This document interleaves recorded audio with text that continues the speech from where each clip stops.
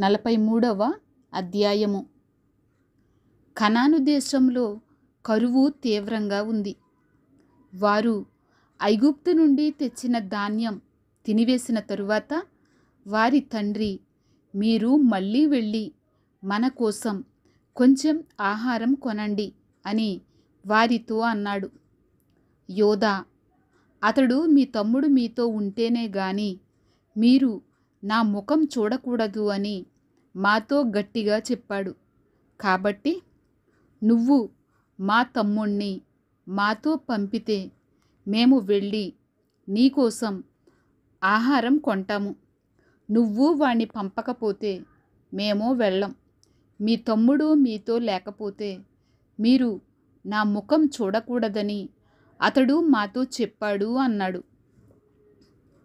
అందుకు ఇశ్రాయేలు, మీకు ఇంకొక తమ్ముడు ఉన్నాడని మీరు అతనితో చెప్పి నాకు ఇంత కీడు ఎందుకు తెచ్చిపెట్టారు అన్నాడు. వారు, అతడు మీ తండ్రి ఇంకా బతికే ఉన్నాడా? మీకు ఇంకో తమ్ముడు ఉన్నాడా అని మా గురించి, మన కుటుంబం గురించి వివరాలు అడిగాడు. మేము ఆ ప్రశ్నలకు తగినట్టు జవాబిచ్చాము.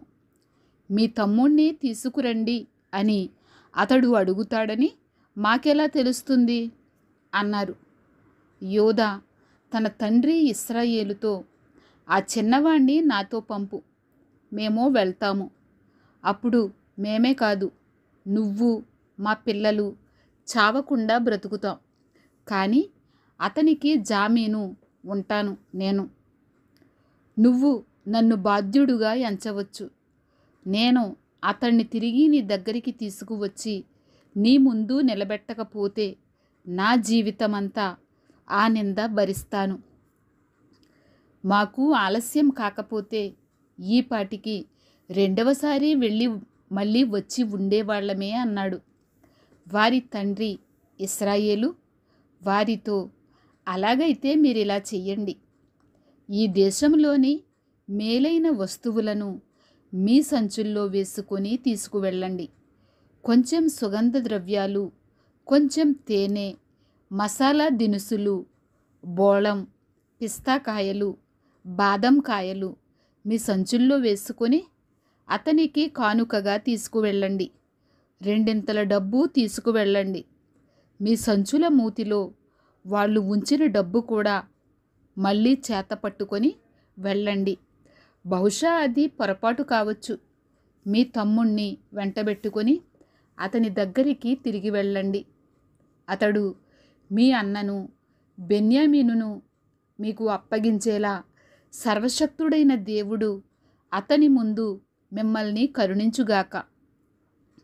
నేను సంతానాన్ని పోగొట్టుకోవలసి ఉంటే పోగొట్టుకుంటాను అని వారితో చెప్పాడు. వాళ్ళు ఆ కానుక తీసుకొని చేతుల్లో 2 డబ్బు, తమ వెంట బెన్యామీనును తీసుకొని ఐగుప్తుకు వెళ్ళి యోసేపు ముందు నిలబడ్డారు. యోసేపు వారితో ఉన్న బెన్యామీనును చూసి తన గృహ నిర్వాహకునితో, వీరిని ఇంట్లోకి తీసుకొని వెళ్ళి ఒక జంతువును కోసి వంట సిద్ధం చేయించు. మధ్యాహ్నం వీరు నాతో భోజనం చేస్తారు అని చెప్పాడు. యోసేపు చెప్పినట్లు అతడు చేసి వారిని యోసేపు ఇంటికి తీసుకువెళ్ళాడు. తమని యోసేపు ఇంటికి తీసుకువెళ్ళినందున వారు భయపడి, మొదట మన సంచుల్లో తిరిగి ఇచ్చేసిన డబ్బు కోసం అతడు మన మీద దాడి చేసే అవకాశం ఉంది, మనలను బంధించి దాసులుగా చెరపట్టి మన గాడిదలను తీసుకోవచ్చు అనుకున్నారు.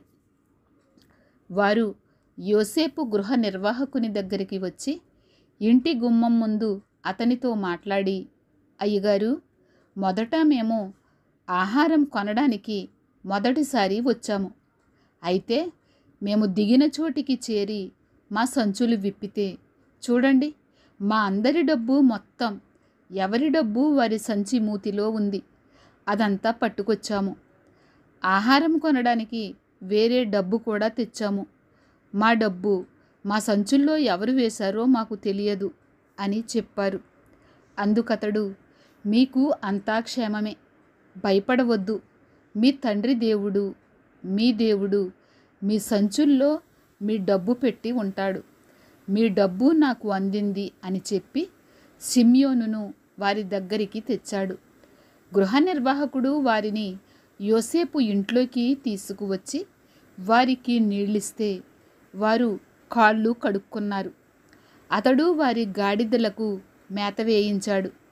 అక్కడ తాము భోజనం చెయ్యాలని వారు విన్నారు. కాబట్టి మధ్యాహ్నం యోసేపు వచ్చే సమయానికి తమ కానుక సిద్ధంగా ఉంచారు. యోసేపు ఇంటికి వచ్చినప్పుడు వారు తమ చేతుల్లో ఉన్న కానుకను ఇంట్లోకి తెచ్చి అతనికి నేలను వంగి నమస్కారం చేశారు. అప్పుడు, మీరు చెప్పిన ముసలివాడైన మీ నాన్న క్షేమంగా ఉన్నాడా? అతడు ఇంకా బతికే ఉన్నాడా అని వారి క్షేమ సమాచారం అడిగినప్పుడు వారు, నీ దాసుడైన మా తండ్రి ఇంకా బతికే ఉన్నాడు, క్షేమంగా ఉన్నాడు అని చెప్పి వంగి సాగిలపడ్డారు. అప్పుడు అతడు కన్నులెత్తి తన తల్లి కుమారుడు తన తమ్ముడు అయిన బెన్యామీనును చూసి, మీరు నాతో చెప్పిన మీ తమ్ముడు ఇతడేనా అని అడిగి, బాబూ, దేవుడు నీకు దయచూపుతాడుగాక అన్నాడు. అప్పుడు తన తమ్ముని మీద యోసేపుకు ప్రేమ పొర్లుకొని వచ్చింది. కాబట్టి అతడు త్వరగా ఏడవడానికి చోటు వెతికి లోపలి గదిలోకి వెళ్ళి అక్కడ ఏడ్చాడు. అతడు తన ముఖం కడుక్కొని బయటికి వచ్చాడు. అతడు తన్ను తాను సముదాయించుకొని భోజనం వడ్డించండి అని చెప్పాడు. అతనికి, వారికి, అతనితో భోజనం చేస్తున్న ఐగుప్తీయులకు వేర్వేరుగా వడ్డించారు. ఐగుప్తీయులు హెబ్రీయులతో కలిసి భోజనం చేయరు. అది ఐగుప్తీయులకు అసహ్యం. పెద్దవాడు మొదలుకొని చిన్నవాడి వరకు వారు అతని ముందు తమ తమ వయసు ప్రకారం కూర్చున్నారు. వారంతా ఆశ్చర్యపోయారు. అతడు తన దగ్గర నుంచి వారికి పళ్ళాల్లో భోజనం వంతులెత్తి పంపాడు. బెన్యామీను వంతు వారందరి వంతుల కంటే 5 అంతలు ఎక్కువగా ఉంది. వారంతా తాగి యోసేపుతో విందారగించి ఉల్లాసంగా గడిపారు. 44వ అధ్యాయం. యోసేపు వారు మోసికెళ్ళినంత ఆహారాన్ని వారి సంచుల్లో నింపి, ఎవరి డబ్బు వారి సంచి మూతిలో పెట్టు, చివరివాడి సంచి మూతిలో నా వెండి గిన్నె, అతని ధాన్యపు డబ్బు పెట్టు అని తన గృహ నిర్వాహకునికి ఆజ్ఞాపించగా యోసేపు చెప్పినట్టు అతడు చేశాడు. తెల్లవారినప్పుడు ఆ మనుషులను తమ గాడిదలతో పాటు పంపివేశారు. వారు ఆ పట్టణము నుండి బయలుదేరి ఎంతో దూరం వెళ్ళకముందే యోసేపు తన గృహ నిర్వాహకునితో, నువ్వు లేచి ఆ మనుషుల వెంబడి వెళ్ళి వారిని కలుసుకొని, మీరు మేలుకు ప్రతిగా కీడు చేశారేమిటి? నా యజమాని తాగే గిన్నె, శకునాలు చూసే గిన్నె ఇదే కదా. మీరు చేసిన ఈ పని చాలా దుర్మార్గం అని వారితో చెప్పు అన్నాడు. అతడు వారిని కలుసుకొని ఆ మాటలు వారితో చెప్పాడు. వారు, మా ప్రభువు ఎలాంటి మాటలు చెప్పడం ఎందుకు? మీ దాసులమైన మేము ఎలాంటి పని చేయము. చూడండి, మా సంచుల మూతల్లో మాకు దొరికిన డబ్బును కనాను దేశంలో నుండి తిరిగి తీసుకువచ్చాము. నీ ప్రభువు ఇంట్లో నుంచి మేము వెండి కానీ బంగారం కానీ ఎలా దొంగిలిస్తాము? నీ దాసుల్లో ఎవరి దగ్గర అది దొరుకుతుందో వాడు చస్తాడుగాక. మేము మా ప్రభువుకు దాసులమవుతామని అతనితో అన్నారు. గృహ నిర్వాహకుడు, మంచిది, మీరు చెప్పినట్టే చెయ్యండి. ఎవరి దగ్గర ఆ గిన్నె దొరుకుతుందో అతడే నాకు బానిస అవుతాడు, మిగతా వారు నిర్దోషులు అని చెప్పాడు. అప్పుడు ప్రతివాడు గబగబా తన సంచిని దించి దాన్ని విప్పాడు. ఆ గృహ నిర్వాహకుడు పెద్దవాడి సంచితో మొదలుపెట్టి చిన్నవాడి సంచి వరకు వెతికాడు. ఆ గిన్నె బెన్యామీను సంచిలో దొరికింది. వారు తమ బట్టలు చింపుకున్నారు. అందరూ గాడిదల మీద సంచులు ఎక్కించుకొని పట్టణానికి తిరిగి వచ్చారు. అప్పుడు యూదా అతని సోదరులు యోసేపు ఇంటికి వచ్చారు. అతడింకా అక్కడే ఉన్నాడు. వారు అతని ముందు నేల మీద సాగిలపడ్డారు. అప్పుడు యోసేపు, మీరు చేసిన ఈ పని ఏమిటి? నాలాటి మనిషి శకునం చూసి తెలుసుకుంటాడని మీకు తెలియదా అని వారితో అన్నాడు. యోదా, మా యజమానులైన మీతో ఏమి చెప్పగలం? ఏమనగలం? మేము నిర్దోషులమని ఎలా రుజువు చేయగలం? దేవుడే నీ దాసుల అపరాధం కనుగొన్నాడు. ఇదిగో, మేము ఎవని దగ్గర ఆ గిన్నె దొరికిందో వాడు మా యజమానులైన మీకు దాసులమవుతాం అన్నాడు. యోసేపు, అలా చేయటం నాకు దూరమవుతుందిగాక. ఎవరి దగ్గర ఆ గిన్నె దొరికిందో వాడే నాకు దాసుడుగా ఉంటాడు. మీరు మీ తండ్రి దగ్గరికి సమాధానంగా వెళ్ళండి అని చెప్పాడు. యోదా అతని సమీపించి, ప్రభు, ఒక మనవి, ఒక మాట రహస్యంగా నా యజమానులైన మీతో మీ దాసుడైన నన్ను చెప్పుకోనివ్వండి. తమ కోపం తమ దాసుని మీద రగులుకోనివ్వకండి. తమరు ఫరో అంతటి వారు కదా. నా యజమానులైన మీరు, మీకు తండ్రి అయినా తమ్ముడైనా ఉన్నాడా అని తమ దాసులను అడిగారు. అందుకు మేము, మాకు ముసలివాడైన తండ్రి, అతని ముసలితనంలో పుట్టిన ఒక చిన్నవాడు ఉన్నారు. వాని అన్న చనిపోయాడు. వాడి తల్లికి వాడొక్కడే మిగిలాడు. అతని తండ్రి అతన్ని ఎంతో ప్రేమిస్తాడు అన్నాము. అప్పుడు తమరు, నేను అతన్ని చూడటానికి అతన్ని నా దగ్గరకు తీసుకొని రండి అని తమ దాసులతో చెప్పారు. అందుకు మేము, ఆ చిన్నవాడు తన తండ్రిని వదిలి ఉండలేడు. వాడు తన తండ్రిని విడిచిపోతే వాడి తండ్రి చనిపోతాడు అని నా యజమానులైన మీతో చెప్పాము. అందుకు తమరు, మీ తమ్ముడు మీతో రాకపోతే మీరు మళ్ళీ నా ముఖం చూడకూడదు అని తమ దాసులతో చెప్పారు. కాబట్టి నా తండ్రి అయిన తమ దాసుని దగ్గరికి మేము వెళ్ళి నా యజమానులైన మీ మాటలను అతనికి తెలియచేశాము. మా తండ్రి, మీరు తిరిగి వెళ్ళి మన కోసం కొంచెం ఆహారం కొనుక్కొని రండి అని చెబితే, మేము అక్కడికి వెళ్ళలేము. మా తమ్ముడు మాతో కూడా ఉంటేనే వెళ్తాము. మా తమ్ముడు మాతో ఉంటేనే గాని ఆయన ముఖం చూడలేము అని చెప్పాము. అందుకు తమ దాసుడైన నా తండ్రి, నా భార్య నాకిద్దరిని కన్నదని మీకు తెలుసు. వారిలో ఒకడు నాకు దూరమైపోయాడు. అతడు తప్పకుండా క్రూర మృగాల బారిన పడి ఉంటాడు. అప్పటి నుంచి అతడు నాకు కనబడలేదు. మీరు నా దగ్గర నుంచి ఇతన్ని కూడా తీసుకుపోతే, ఇతనికి ఏదైనా హాని జరిగితే తల నెరిసిన నన్ను మృతుల లోకంలోకి దుఃఖంతో దిగిపోయేలా చేస్తారు అని మాతో అన్నాడు. కాబట్టి తమ దాసుడైన నా తండ్రి దగ్గరికి నేను తిరిగి వెళ్ళినప్పుడు ఈ చిన్నవాడు మాతో పాటు లేకపోతే మా తండ్రి ప్రాణం ఇతని ప్రాణంతో పెనవేసుకుంది. కాబట్టి ఈ చిన్నవాడు మాతో లేకపోవటం చూడగానే అతడు చచ్చిపోతాడు. అలా తమ దాసులమైన మేము తల నెరిసిన తమ సేవకుడైన మా తండ్రిని మృతుల లోకంలోకి దుఃఖముతో దిగిపోయేలా చేస్తాము. తమ సేవకుడినైన నేను ఈ బాలునికి జామీనుగా ఉండి నీ దగ్గరికి నేను అతన్ని తీసుకుని రాకపోతే మా నాన్న దృష్టిలో ఆ నింద నా మీద ఎప్పుడూ ఉంటుంది అని చెప్పాను. కాబట్టి తమ దాసుడైన నన్ను ఈ అబ్బాయికి ప్రతిగా ఏలిన వారికి దాసునిగా ఉండనిచ్చి ఈ చిన్నవాడిని తన సోదరులతో వెళ్ళనివ్వండి.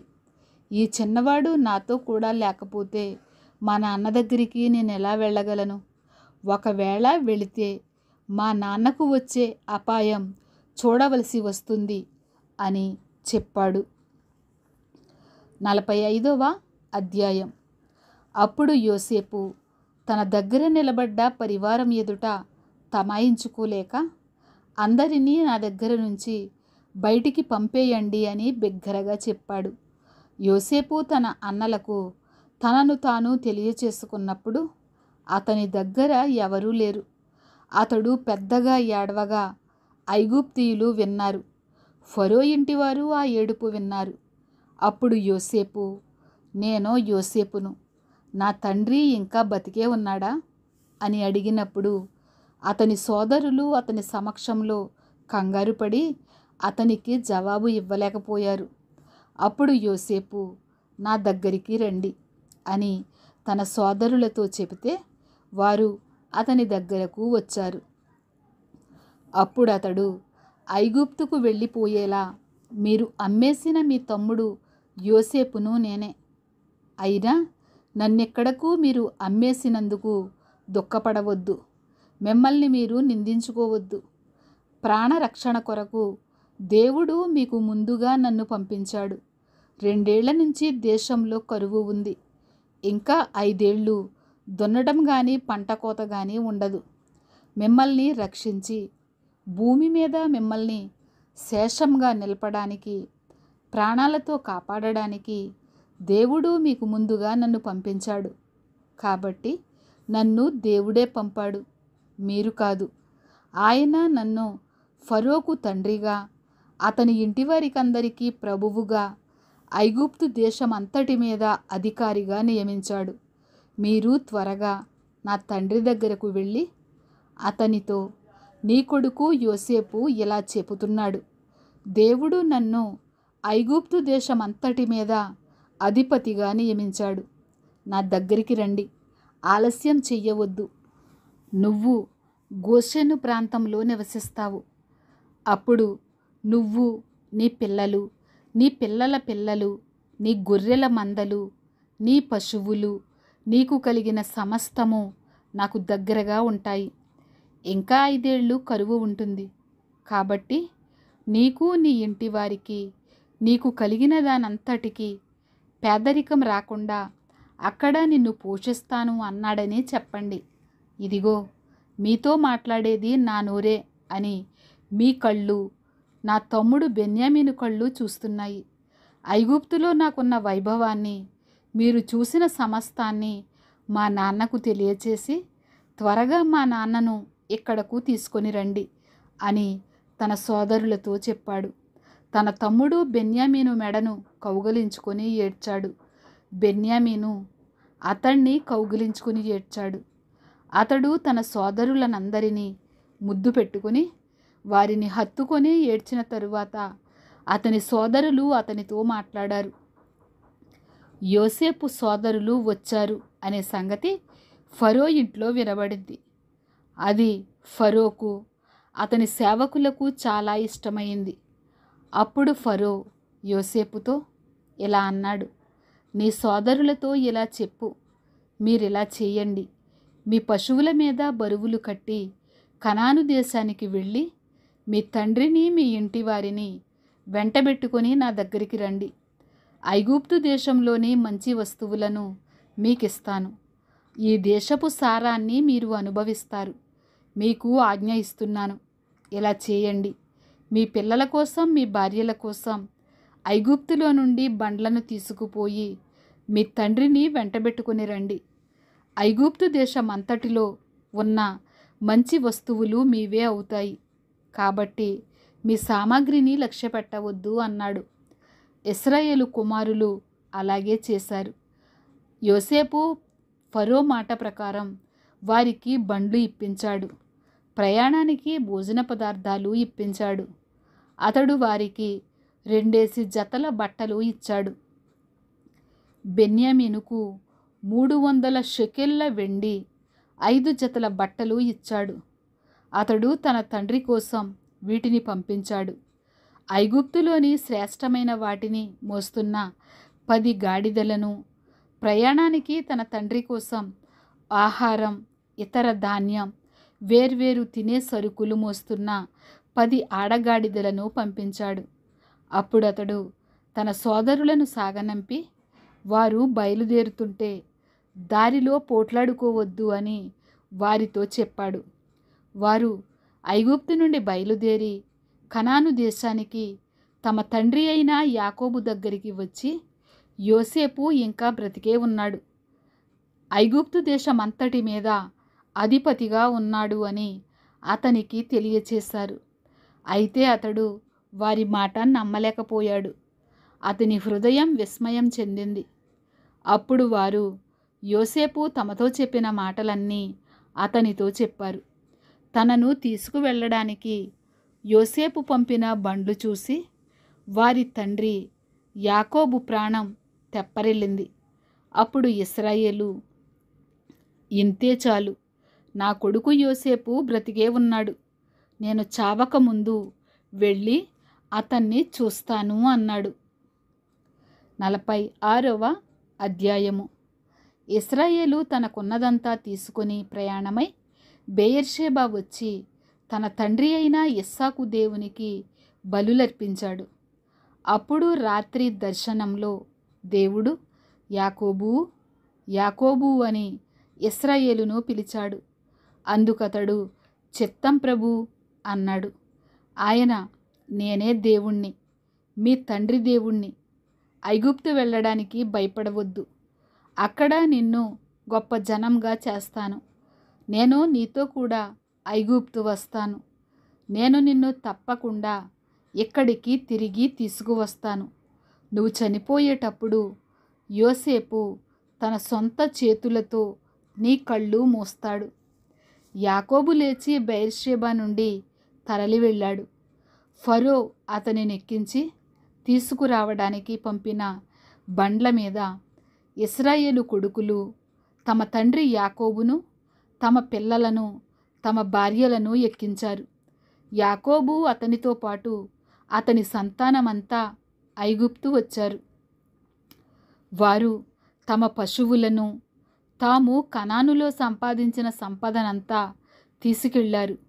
అతడు తన కొడుకులను, మనుమలను, తన కూతుర్లను, తన కొడుకుల కూతుర్లను, తన సంతానాన్నంతా తనతో ఐగుప్తు తీసుకువచ్చాడు. ఐగుప్తుకు వచ్చిన ఇశ్రాయేలు కొడుకుల పేర్లు ఇవే. యాకోబు పెద్ద కొడుకు రూబేను. రూబేను కొడుకులు హనోకు, పల్లు, హెస్రోను, కర్మి. షిమ్యోను కొడుకులు యెమూయేలు, యామీను, ఓహదు, యాకీను, సోహరు. కనానీయురాలి కొడుకు షావూలు.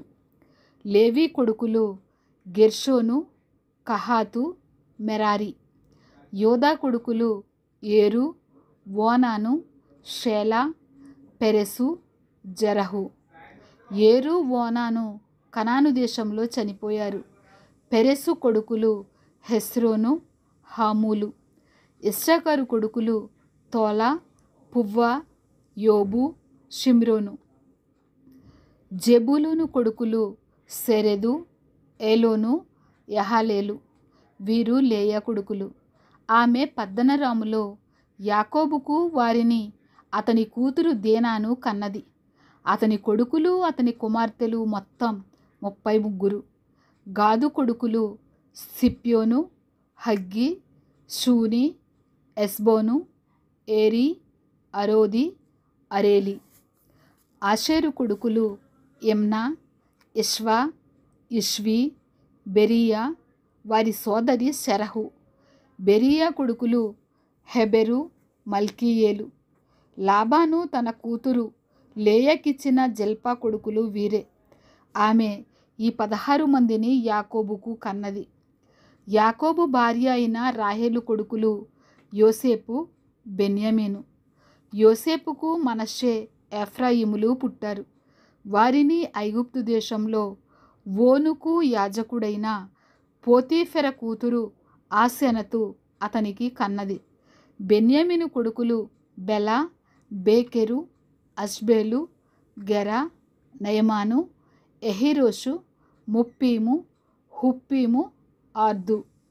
యాకోబుకు రాహేలు కనిన కొడుకులైన వీరంతా 14. దాను కొడుకు హుషీము. నఫ్తాలి కొడుకులు యహనేలు, గూని, ఏసెరు, షిల్లేము. లాబాను తన కూతురు రాహేలుకు ఇచ్చిన బిల్హా కొడుకులు వీరే. ఆమె వారిని యాకోబుకు కన్నది. వారంతా 7. యాకోబు కోడళ్లను మినహాయించి అతని వారసులు యాకోబుతో ఐగుప్తుకు వచ్చిన వారంతా 66. ఐగుప్తులో యోసేపుకు పుట్టిన కొడుకులు 2. ఐగుప్తుకు వచ్చిన యాకోబు కుటుంబీకులు మొత్తం 70 మంది. యాకోబు గోషెనుకు దారి చూపడానికి యోసేపు దగ్గరికి యోదాను తనకు ముందుగా పంపాడు. వారు గోషెను ప్రాంతానికి వచ్చారు. యోసేపు తన రథాన్ని సిద్ధం చేయించి తన తండ్రి ఇశ్రాయేలును కలుసుకోవడానికి గోషెనుకు వచ్చాడు. యోసేపు అతన్ని చూసి అతని మెడను కౌగలించుకొని చాలాసేపు ఏడ్చాడు. అప్పుడు ఇశ్రాయేలు యోసేపుతో, నీవింకా బతికే ఉన్నావు, నీ ముఖం చూశాను, కాబట్టి నేనిక చనిపోగలను అని చెప్పాడు. యోసేపు తన సోదరులతో, తన తండ్రి కుటుంబం వారితో, నేను వెళ్ళి ఇది ఫరోకు తెలియచేసి కనాను దేశంలో ఉన్న నా సోదరులు, నా తండ్రి కుటుంబం వారు నా దగ్గరికి వచ్చారు. వారు గొర్రెల కాపరులు, పశువులను మేపేవారు. వారు తమకు కలిగినదంతా తీసుకువచ్చారు అని అతనితో చెబుతాను. కాబట్టి ఫరో మిమ్మల్ని పిలిపించి మీ వృత్తి ఏంటి అని అడిగితే, మా చిన్నప్పటి నుంచి ఇప్పటి వరకు మేము మా పూర్వీకులంతా కాపరులం. మీరు గోషెను ప్రాంతంలో నివసించేలా ఇలా చెప్పండి. ఎందుకంటే గొర్రెల కాపరి వృత్తిలో ఉన్నవారంటే ఐగుప్తీయులకు అసహ్యం. 47వ అధ్యాయం. యోసేపు వెళ్ళి ఫరోతో, మా నాన్న, నా అన్నలు వారి గొర్రెల మందలతో, వారి పశువులతో, వారికి కలిగినదంతటితో కనాను దేశం నుండి వచ్చి గోషెనులో ఉన్నారు అని తెలియచేసి తన సోదరుల్లో 5గురిని వెంటబెట్టుకొని వెళ్ళి వారిని ఫరో ముందు నిలబెట్టాడు. ఫరో అతని సోదరులను చూసి, మీ వృత్తి ఏంటి అని అడిగితే, వారు నీ దాసులమైన మేము, మా పూర్వీకులు గొర్రెల కాపరులం అని ఫరోతో చెప్పారు. వారు, కనాను దేశంలో కరువు తీవ్రంగా ఉంది, నీ దాసుల మందలకు మేత లేదు, కాబట్టి ఈ దేశంలో కొంతకాలం ఉండటానికి వచ్చాము. గోషెను ప్రాంతంలో నీ దాసులు నివసించడానికి సెలవు ఇప్పించండి అని ఫరోతో అన్నారు. ఫరో యోసేపును చూసి, మీ నాన్న, నీ సోదరులు నీ దగ్గరికి వచ్చారు. ఐగుప్తు దేశం నీ ఎదుట ఉంది. ఈ దేశంలోని మంచి ప్రాంతంలో మీ నాన్న, నీ సోదరులు నివసించేలా చెయ్యి. గోషెను ప్రాంతంలో వారు నివసించవచ్చు. వారిలో ఎవరైనా సమర్థులని నీకు అనిపిస్తే నా మందల మీద వారిని అధిపతులుగా నియమించు అని చెప్పాడు. యోసేపు తన తండ్రి యాకోబును లోపలకు తీసుకువచ్చి ఫరో ముందు నిలబెట్టినప్పుడు యాకోబు ఫరోను దీవించాడు. ఫరో, నీ వయసు ఎంత అని యాకోబును అడిగాడు. యాకోబు, నేను ప్రయాణాలు చేసినవి 130 ఏళ్ళు. నా జీవించిన దినాలు కొద్దిగాను బాధాకరమైనవిగాను ఉన్నాయి. అవి నా పూర్వీకులు యాత్ర చేసిన సంవత్సరాలన్నీ కాలేదు అని ఫరోతో చెప్పి ఫరోను దీవించి వెళ్ళిపోయాడు. ఫరో ఆజ్ఞ ఇచ్చినట్లే యోసేపు తన తండ్రికి, తన సోదరులకు ఐగుప్తు దేశంలో రామసేసు అనే మంచి ప్రదేశంలో స్వాస్థ్యం ఇచ్చాడు. యోసేపు తన తండ్రిని, తన సోదరులను, తన తండ్రి కుటుంబం వారినందరినీ పోషిస్తూ వారి పిల్లల లెక్క ప్రకారం ఆహారమిచ్చి సంరక్షించాడు. కరువు చాలా తీవ్రంగా ఉంది కాబట్టి ఆ దేశమంతటా ఆహారం లేదు. కరువుతో ఐగుప్తు దేశం, కనాను దేశం దుర్బలమైన స్థితికి వచ్చాయి. యోసేపు ప్రజలకు ధాన్యం అమ్ముతూ ఐగుప్తు దేశంలోనూ కనాను దేశంలోనూ ఉన్న డబ్బంతా పోగు చేశాడు. ఆ డబ్బంతా ఫరో భవనంలోకి యోసేపు తెప్పించాడు. ఐగుప్తు దేశంలో, కనాను దేశంలో డబ్బు అయిపోయిన తరువాత ఐగుప్తీయులంతా యోసేపు దగ్గరికి వచ్చి, మాకు ఆహారం ఇప్పించు, నీ ముందు మేమెందుకు చావాలి, మా డబ్బంతా అయిపోయింది అన్నారు. అందుకు యోసేపు, మీ పశువులు ఇవ్వండి, మీ డబ్బులు అయిపోతే మీ పశువులకు బదులు నేను మీకు ధాన్యమిస్తాను అని చెప్పాడు. కాబట్టి వారు తమ పశువులను యోసేపు దగ్గరికి తెచ్చారు. ఆ సంవత్సరం వారి మందలన్నిటికీ బదులుగా అతడు వారికి ఆహారమిచ్చి వారిని పోషించాడు. ఆ సంవత్సరం గడిచాక తరువాత సంవత్సరం వారు అతని దగ్గరికి వచ్చి, మా డబ్బంతా అయిపోయింది, ఆ సంగతి మా యజమానులైన మీ దగ్గర దాచలేము. మా పశువుల మందలన్నీ మా యజమానులైన మీ వశమయ్యాయి. మా శరీరాలు మా భూములు తప్ప ఇంకేమీ మాకు మిగలలేదు. మీ కళ్ళ ముందు మేము మా పొలాలు ఎందుకు నశించాలి? ఆహారం ఇచ్చి మమ్మల్ని మా పొలాలను కొనండి. మా పొలాలతో పాటు మేము ఫరోకు దాసులమవుతాం. మేము చావకుండా బ్రతికేలా పొలాలు పాడైపోకుండా మాకు విత్తనాలు ఇవ్వండి అని అడిగారు. ఆ విధంగా యోసేపు ఐగుప్తు భూములన్నిటినీ ఫరో కోసం కొన్నాడు.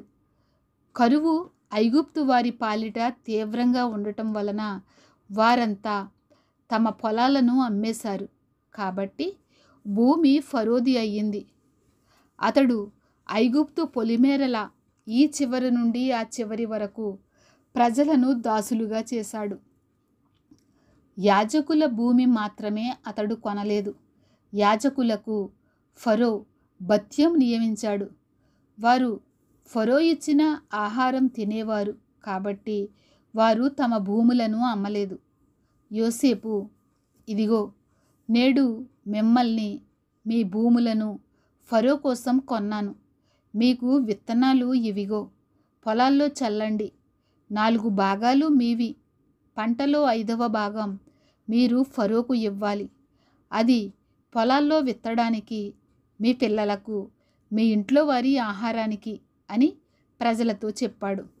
వారు, నువ్వు మా ప్రాణాలు నిలబెట్టావు, మాపై నీ దయ ఉండుగాక, మేము ఫరోకు బానిసలమవుతాం అని చెప్పారు. అప్పుడు 5వ భాగం ఫరోది అని యోసేపు ఐగుప్తు వారికి చట్టం నియమించాడు. అది ఎప్పటి వరకు నిలిచి ఉంది. యాజకుల భూములు మాత్రమే ఫరోవి కాలేదు. ఇశ్రాయేలీయులు ఐగుప్తు దేశంలోని గోషెను ప్రాంతంలో నివసించారు. అందులో వారు ఆస్తి సంపాదించుకొని సంతానాభివృద్ధి పొంది చాలా విస్తరించారు. యాకోబు ఐగుప్తు దేశంలో 17 ఏళ్ళు జీవించాడు. యాకోబు మొత్తం 147 ఏళ్ళు బ్రతికాడు. ఇశ్రాయేలు అవసాన కాలం దగ్గర పడినప్పుడు అతడు తన కొడుకు యోసేపును పిలిపించి, నా పట్ల నీకు అభిమానం ఉంటే నీ చెయ్యి నా తొడ కింద ఉంచి నాకు నమ్మకాన్ని విశ్వాసాన్ని కలిగించు. దయచేసి నన్ను ఐగుప్తులో పాతిపెట్టవద్దు. నేను నా పితరులతో నిద్రించినప్పుడు ఐగుప్తులో నుంచి నన్ను తీసుకువెళ్ళి వారి సమాధిలో నన్ను పాతిపెట్టు అని అతనితో చెప్పాడు. అందుకు యోసేపు, నేను నీ మాట చొప్పున చేస్తాను అన్నాడు. ఇశ్రాయేలు, నాతో ప్రమాణం చెయ్యి అంటే యోసేపు అతనితో ప్రమాణం చేశాడు. అప్పుడు ఇశ్రాయేలు తన పడక తలగడ దగ్గర వంగి నమస్కరించాడు. 48వ అధ్యాయము. ఈ సంగతులైన తరువాత, ఇదిగో మీ నాన్నకు ఒంట్లో బాగాలేదు అని ఒకడు యోసేపుతో చెప్పాడు. అప్పుడు అతడు మనష్షే, ఎఫ్రాయిము అనే తన 2 కొడుకులను వెంటబెట్టుకుని వెళ్ళాడు. ఇదిగో నీ కొడుకు యోసేపు నీ దగ్గరికి వస్తున్నాడు అని యాకోబుకు తెలిసింది. అప్పుడు ఇశ్రాయేలు బలం తెచ్చుకొని తన మంచం మీద కూర్చున్నాడు. అతడు యోసేపుతో, కనాను దేశంలో ఉన్న లూజులో సర్వశక్తిగల దేవుడు నాకు కనబడి నన్ను ఆశీర్వదించి, ఇదిగో నిన్ను ఫలవంతంగా చేసి విస్తరింపచేస్తాను, నువ్వు జనసమూహమయ్యేలా చేస్తాను, నీ వారసులకు నీ దేశాన్ని నిత్య స్వాస్థ్యంగా ఇస్తాను అన్నాడు. నేను ఐగుప్తుకు నీ దగ్గరికి రాకముందు ఐగుప్తు దేశంలో నీకు పుట్టిన నీ ఇద్దరు కొడుకులు నా బిడ్డలే. రూబేను షిమ్యోనుల్లాగే ఎఫ్రాయిము మనష్షే నా కొడుకులే. వారి తరువాత నీకు పుట్టిన సంతానం నీదే. వారి పేర్లు వారి సోదరుల స్వాస్థ్యం జాబితాల ప్రకారం నమోదు అవుతాయి. పద్దనరాము నుండి నేను వస్తున్నప్పుడు ఎఫ్రాతాకు ఇంకా కొంత దూరాన ఉన్నప్పుడు ప్రయాణంలో రాహేలు కనాను దేశంలో చనిపోయింది. అక్కడ బెత్లెహేము అనే ఎఫ్రాతా దారిలో నేను ఆమెను పాతిపెట్టాను అని చెప్పాడు. ఇశ్రాయేలు యోసేపు కొడుకులను చూసి వీరెవరు అని అడిగాడు. యోసేపు, వీళ్ళు నా కొడుకులు, వీరిని ఈ దేశంలో దేవుడు నాకిచ్చాడు అని తన తండ్రితో చెప్పాడు. అందుకతడు, నేను వారిని దీవించడానికి నా దగ్గరికి వారిని తీసుకొనిరా అన్నాడు. ఇశ్రాయేలు కళ్ళు వృద్ధాప్యం వలన మసకబారి చూడలేకపోయాడు. కాబట్టి యోసేపు వారిని అతని దగ్గరికి తీసుకువచ్చాడు. అతడు వారిని ముద్దు పెట్టుకొని కౌగిలించుకున్నాడు. ఇశ్రాయేలు యోసేపుతో, నీ ముఖాన్ని మళ్ళీ చూస్తానని నేను అనుకోలేదు. అయితే నీ సంతానాన్ని కూడా దేవుడు నన్ను చూడనిచ్చాడు అన్నాడు. యోసేపు అతని మోకాళ్ళ మధ్య నుండి వారిని తీసుకొని అతనికి సాగిలపడ్డాడు. తరువాత యోసేపు ఇశ్రాయేలు ఎడమ చేతి వైపు తన కుడి చేత ఎఫ్రాయిమును, ఇశ్రాయేలు కుడి చేతి వైపు తన ఎడమ చేత మనష్షేను పట్టుకొని వారిద్దరినీ అతనికి సమీపంగా తీసుకువచ్చాడు. ఇశ్రాయేలు చిన్నవాడైన ఎఫ్రాయిము తల మీద తన కుడి చేతిని, మనష్షే తల మీద తన ఎడమ చేతిని ఉంచాడు. ఇశ్రాయేలు యోసేపును దీవించి, నా పూర్వీకులు అబ్రహాము ఇస్సాకులు ఎవరి సమక్షంలో నడుచుకున్నారో ఆ దేవుడు, ఇప్పటి వరకు నన్ను పోషించిన ఆ దేవుడు, సమస్త కీడుల నుంచి నన్ను కాపాడిన దూత ఈ పిల్లలను దీవించుగాక. నా పేరు అబ్రహాము ఇస్సాకులనే నా పితరుల పేరు వారికి కలుగునుగాక. లోకంలో వారు విస్తార జనసమూహంగా అవుతారుగాక అన్నాడు. యోసేపు ఎఫ్రాయిము తల మీద తన తండ్రి కుడి చెయ్యి పెట్టడం చూశాడు. అది అతనికి నచ్చలేదు. అతడు మనష్షే తల మీద పెట్టించాలని తన తండ్రి చెయ్యి ఎఫ్రాయిము తల మీద నుండి ఎత్తి, నాన్నా, అలా కాదు, ఇతడే పెద్దవాడు, నీ కుడి చెయ్యి ఇతని తల మీద పెట్టు అని చెప్పాడు. అతని తండ్రి ఒప్పుకోక, నాకు తెలుసు, ఖచ్చితంగా తెలుసు, ఇతడు కూడా ఒక జనసమూహమై గొప్పవాడవుతాడు. అయితే ఇతని తమ్ముడు ఇతని కంటే గొప్పవాడవుతాడు. అతని సంతానం జనసమూహాలు అవుతారు అన్నాడు. ఆ రోజు అతడు వారిని ఇలా దీవించాడు. ఇశ్రాయేలీయులు ఎవరినైనా దీవించేటప్పుడు ఎఫ్రాయిములాగా మనష్షేలాగా దేవుడు మిమ్మల్ని చేస్తాడుగాక అని మీ పేరెత్తి దీవిస్తారు అని చెప్పి మనష్షే కంటే ఎఫ్రాయిమును ముందుగా ఉంచాడు. ఇశ్రాయేలు, ఇదిగో నేను చనిపోతున్నాను, అయినా దేవుడు మీకు తోడై ఉండి మీ పూర్వీకుల దేశానికి మిమ్మల్ని తిరిగి రప్పిస్తాడు. నేను నీ సోదరుల కంటే నీకు ఒక భాగం ఎక్కువ ఇచ్చాను. దాన్ని నా కత్తితో, నా వింటితో అమోరీయుల చేతిలో నుండి తీసుకున్నాను అని యోసేపుతో చెప్పాడు. 49వ అధ్యాయము. యాకోబు తన కొడుకులను పిలిపించి ఇలా అన్నాడు, మీరు కలిసి రండి. రాబోయే రోజుల్లో మీకు ఏం జరుగుతుందో నేను చెబుతాను. యాకోబు కొడుకుల్లారా, కలిసి వచ్చి వినండి. మీ తండ్రి ఇశ్రాయేలు మాట వినండి. రూబేను, నువ్వు నా పెద్ద కొడుకువి, నా బలానివి, నా శక్తి ప్రథమ ఫలానివి, ఘనతలోనూ బలంలోనూ ఆధిక్యం గలవాడివి, పారే నీళ్లల్లా చంచలుడివి. నీది ఉన్నత స్థాయి కాదు, ఎందుకంటే నువ్వు నీ తండ్రి మంచం ఎక్కి దాన్ని అపవిత్రం చేశావు. నువ్వు నా మంచం మీదికి ఎక్కావు.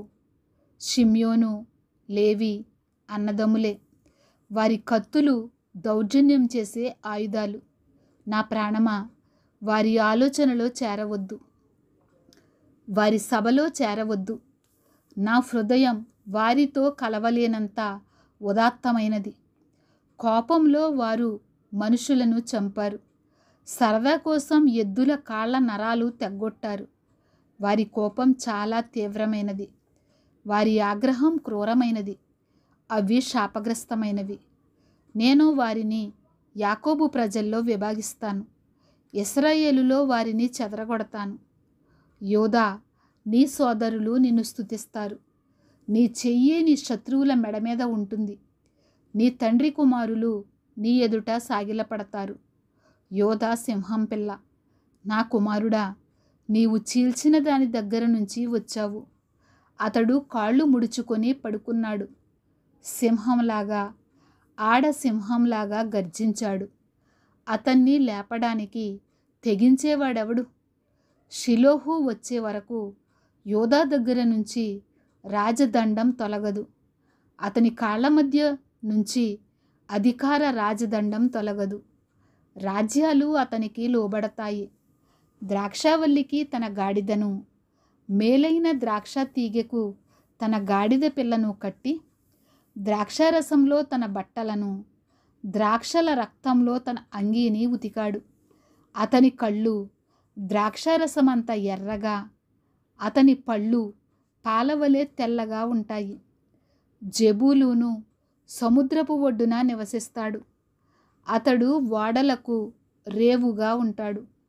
అతని పొలిమేర సీదోను వరకు ఉంటుంది. ఇశ్శాఖారు 2 దొడ్ల మధ్య పడుకున్న బలమైన గాడిద. అతడు మంచి విశ్రాంతి స్థలాన్ని, రమ్యమైన భూమిని చూశాడు. బరువులు మోయడానికి భుజం వంచి చాకిరీ చేసే దాసుడయ్యాడు. దాను ఇశ్రాయేలు గోత్రాల్లో ఒక గోత్రంగా తన ప్రజలకు న్యాయం తీరుస్తాడు. దాను దారిలో పాములాగా, గుర్రం మడిమె కరిచి రౌతూ వెనక్కి పడిపోయేలా చేసే కట్లపాముగా దారిలో ఉంటాడు. యెహోవా, నీ రక్షణ కోసం కనిపెడుతున్నాను. దోపిడీగాళ్ళు గాదును కొడతారు, అయితే అతడు వాళ్ళ మడిమెను కొడతాడు. ఆషేరు ఆహారం శ్రేష్టమైనది. రాజులకు తగిన మధుర పదార్థాలు అతడు అందిస్తాడు. నఫ్తాలి వదిలిపెట్టిన లేడి, అతనికి అందమైన పిల్లలుంటారు. యోసేపు ఫలించే కొమ్మ, ఓట దగ్గర పండ్లు కాసే పెద్ద కొమ్మ.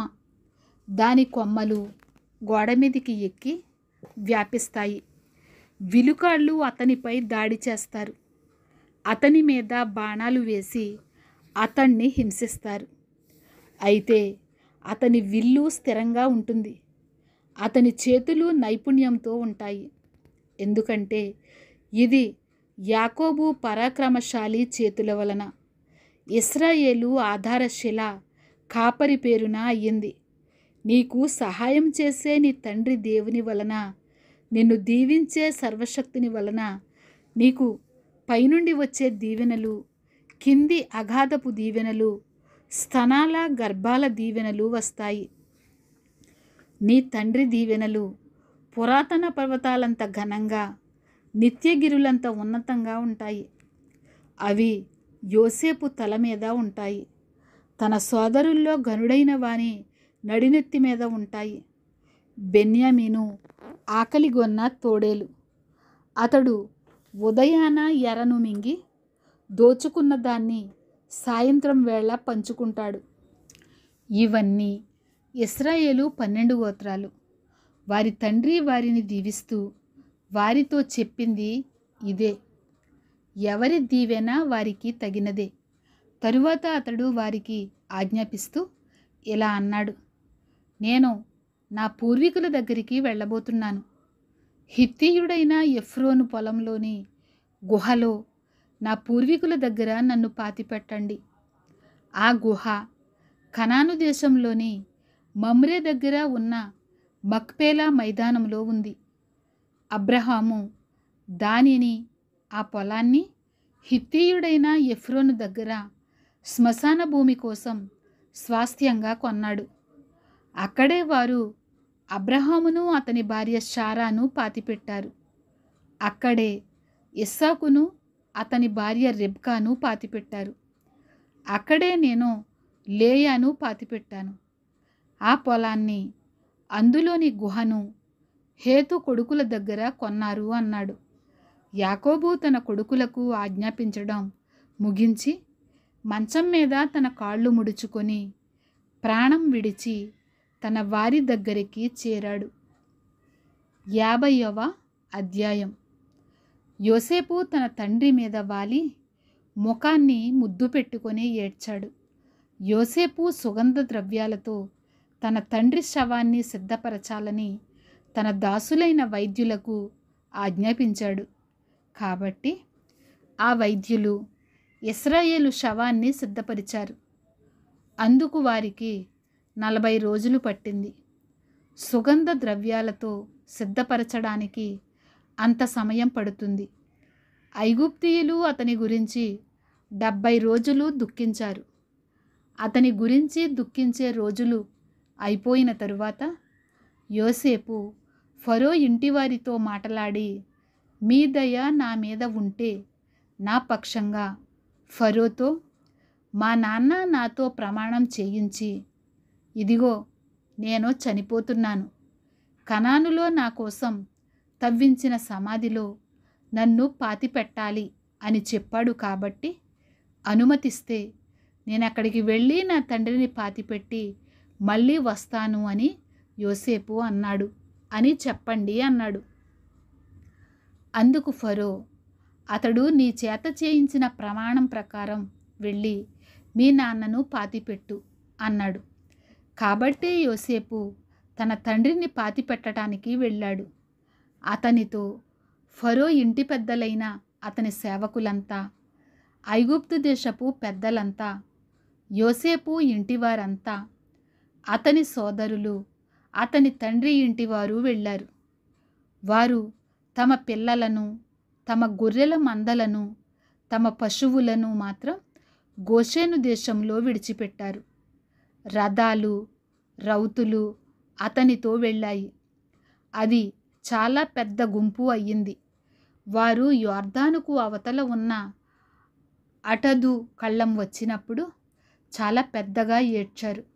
యోసేపు తన తండ్రిని గురించి 7 రోజులు విలపించాడు.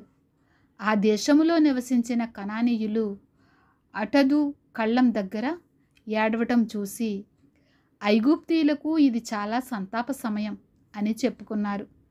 అందుకే దానికి ఆబేల్ మిస్రాయిము అనే పేరుంది. అది యోర్దానుకు అవతల ఉంది.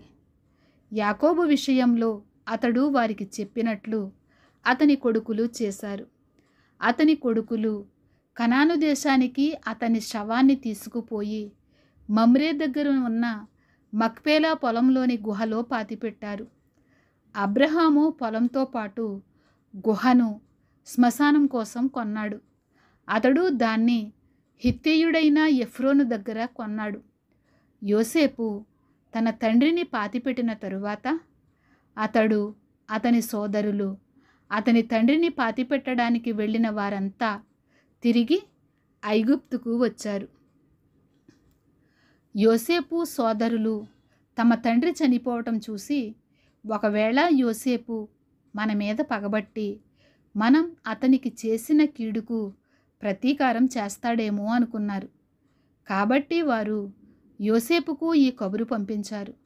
మన తండ్రి తన మరణానికి ముందు మీరు యోసేపుతో, నీ సోదరులు నీకు కీడు చేశారు, వారిని వారి అపరాధాన్ని దయచేసి క్షమించు అని చెప్పమన్నాడు అని అతనితో చెప్పారు. అతని సోదరులు పోయి అతని ముందు సాగిలపడి, ఇదిగో మేము నీకు దాసులం అన్నారు. యోసేపు, భయపడవద్దు, నేను దేవుని స్థానంలో ఉన్నానా? మీరు నాకు కీడు చెయ్యాలని చూశారు, కానీ మీరిప్పుడు చూస్తున్నట్టు అనేక మందిని బతికించేలా అది మేలుకే దేవుడు ఉద్దేశించాడు. కాబట్టి భయపడవద్దు. నేను మిమ్మల్ని, మీ పిల్లలను, పోషిస్తాను అని చెప్పి వారిని ఆదరించి వారితో ఇష్టంగా మాట్లాడాడు. యోసేపు అతని తండ్రి కుటుంబం వారు ఐగుప్తులో నివసించారు. యోసేపు 110 ఏళ్ళు బతికాడు. యోసేపు ఎఫ్రాయిము యొక్క 3వ తరం పిల్లలను చూశాడు. మనష్షే కొడుకైన మాకీరు పిల్లలను కూడా చూశాడు. వారిని యోసేపు ఒడిలో ఉంచారు.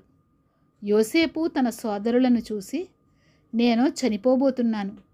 దేవుడు ఖచ్చితంగా మిమ్మల్ని చూడవచ్చి ఈ దేశంలో నుండి తాను అబ్రహాము, ఇస్సాకు, యాకోబులతో ప్రమాణం చేసి ఇచ్చిన దేశానికి మిమ్మల్ని తీసుకువెళ్తాడు అని చెప్పాడు. అంతేకాక యోసేపు, దేవుడు ఖచ్చితంగా మిమ్మల్ని చూడవస్తాడు. అప్పుడు మీరు నా ఎముకలను ఇక్కడ నుంచి తీసుకుపోవాలి అని చెప్పి ఇశ్రాయేలు కొడుకులతో ప్రమాణం చేయించుకున్నాడు. యోసేపు 110 ఏళ్ల వయసువాడై చనిపోయాడు. వారు సుగంధ ద్రవ్యాలతో అతని శవాన్ని సిద్ధపరిచి ఐగుప్తు దేశంలో ఒక శవపేటికలో ఉంచారు. ఆదికాండం ఇంతటితో సమాప్తం.